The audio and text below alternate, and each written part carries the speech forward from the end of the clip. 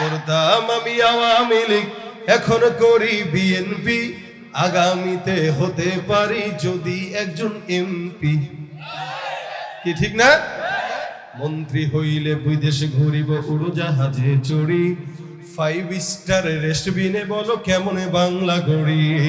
বাংলাদেশের মূর্খ জনতা বুঝিতে চায় না কিছু, দল বদলাই যাহাদের লাগে তাহারাই লাগে পিছু। কি ঠিক আছে নি?